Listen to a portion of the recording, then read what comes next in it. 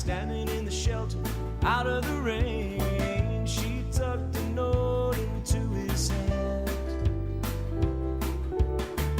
Later on, they took his car, drove on down where the beaches are.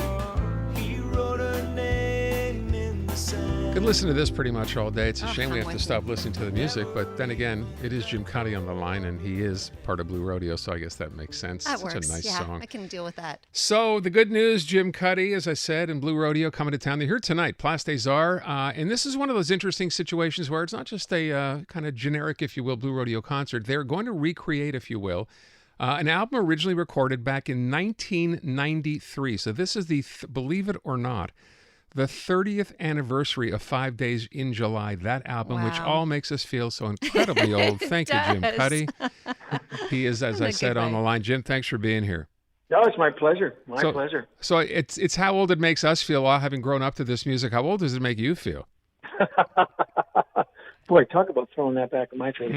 I don't know. It doesn't seem that long ago that we were camped out at Greg's place in the summertime and playing the record. I mean, I guess it's a long time ago because, of course, we got it out we made it in July, and it was out on the airwaves in October. So records don't come out that quickly anymore. So Boy, that's for sure. Can you talk about the experience? Because from what I read, of course, you talk about recording this in a barn. What was that experience? And I understand as well, this wasn't even supposed to be released as an album originally, was it? Greg will love the description of his home as a barn, but we did it in his living room. He's got a little farmhouse outside of Toronto, and it was never considered to be a mainstream record for us. It was something that we were just so exhausted from all the touring we did for Lost Together that we wanted to do something that was gentler on our ears and our souls. And so we decided to do an acoustic record, and we thought we'll just put out this record will be just a little side project. And I think we were pretty aware as we were making it that it was going to be more than that, because although it was acoustic, it had a very full sound. It had a lot of character. So I don't think we knew what it was going to become, but we knew it was something more than just a little side project. I was thinking about how in long-term relationships, you have to work, right? You have to always work to kind of keep things new and keep things solid. And that could be applied, I guess, with songs and being in a band as well. So, how do you reach a point where you're keeping it new and you're not just going through the motions, doing these songs night after night for 30 years? How do you be present and in the moment, Jim? Well, I think that's a great question. And I think that when you have 7 different people in a band, 6 at that point, now 7, you have a lot of there's a lot of creative input. Certainly making new records and having new songs and creating more music helps. But you have to, I think what we do is we get into sort of these 12 to 16 month periods where we're working on a particular set and using a particular set of songs. It usually culminates in some bigger show like the Amphitheater in Toronto or something like that. This year is different now that we're going around and playing the whole 5 days in July. That's been fun too, and we've had to create a whole different set. And we have a huge catalogs of songs to draw from. Plus, we have a record that wasn't that long ago. So I think that it's all about everybody's will to be there. Everybody's keeping up high standards of playing, and I mean, inevitably, our job is repetition. So at some level, it's going to be repetition. Yeah. And I'm sure when you go to a Blue Rodeo concert, people are yelling out songs. They all have personal favorites. That's got to be part of that concert experience, I guess. So that's going to happen, I guess, again tonight.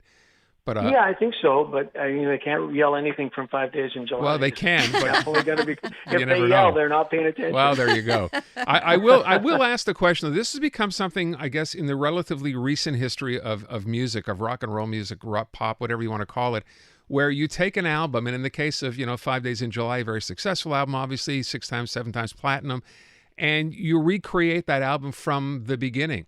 And I wonder how hard it is. I mean, you remember doing this 30 years ago. When you get on stage and perform a track after track, the entire album, how odd is that?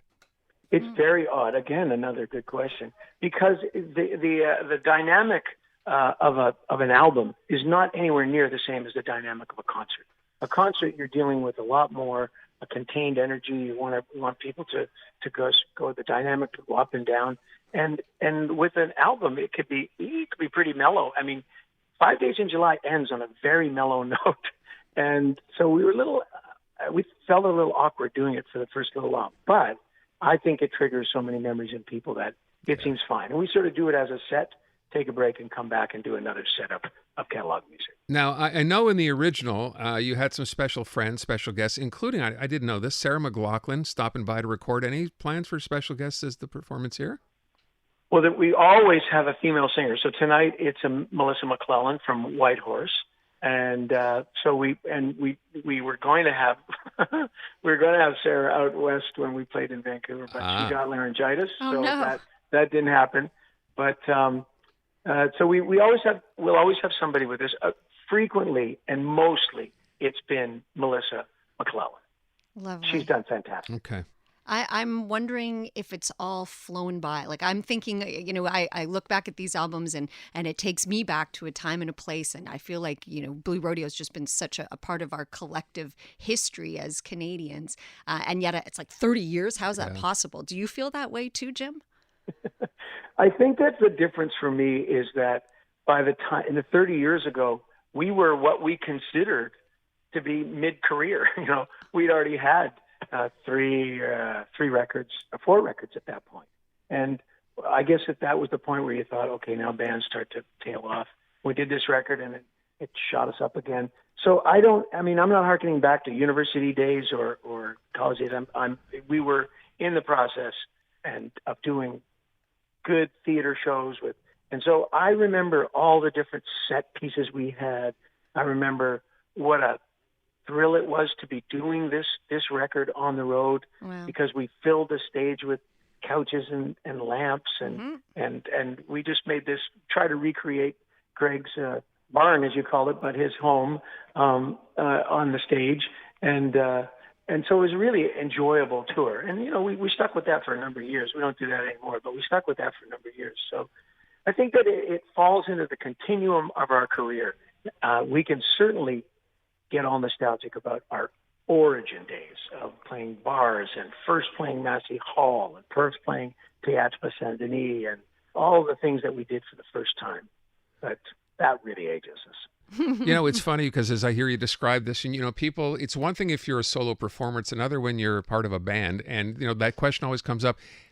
What about the other guys in the band? When you make that phone call, hey, let's put the band back together. We're going to head back on the road.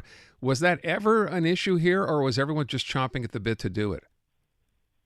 Well, we've never had to say, let's put the band back together because the band has never stopped being together. And, we've always sort of longed to be the longest lasting band in Canada. And once Rush retired, then we felt like we had a chance. But there you go. We can't overtake 5440 because they're still going and they started when they were 12. So we just can't overtake them. So unless they quit. But no, we've never had that. We've always done these record tours, made another record, talked about what kind of tour we wanted to do, where we want to go. Obviously we've changed over the years. We used to go everywhere in the world.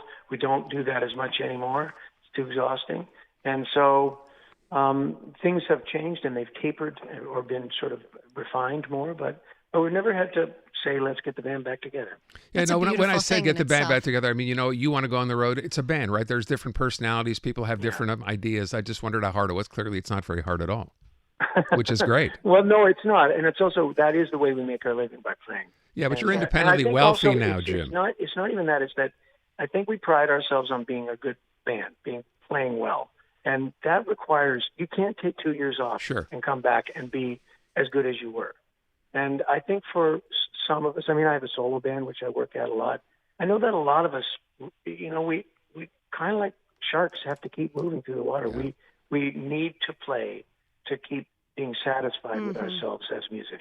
Well, it's just inherently who you are. I think it's not, as I said, because they're independently wealthy now. They don't need to do this anymore. It's because this is in their bones. This is why they do it. In our bones, that's right. Jim, last time we spoke, I think you were on tour with your son, and I was wondering if you're always kind of thinking about what's next. Like you're on tour doing this right now, but are you always thinking what's down the line? Are you going to be working with your son again? Well, definitely thinking about what's down the line, but I actually just did an East Coast tour with my two sons. So Sam and Devin, we did small theaters in New Brunswick and Nova Scotia for the last 3 weeks, and that was really enjoyable. And Good for you. I mean, I love to. It's very nice to mix up the activities, the different musical activities. I played with my solo band on the weekend, and so for me, I have a lot of variety, and it's also nice to get back to the mothership. I mean, everything's just a little bit better. And it's nice for the fans, too, no question. Jim Cuddy from Blue Rodeo. Jim, thank you so much. It's always great talking to you. Thank you very much for having me on. Take good care.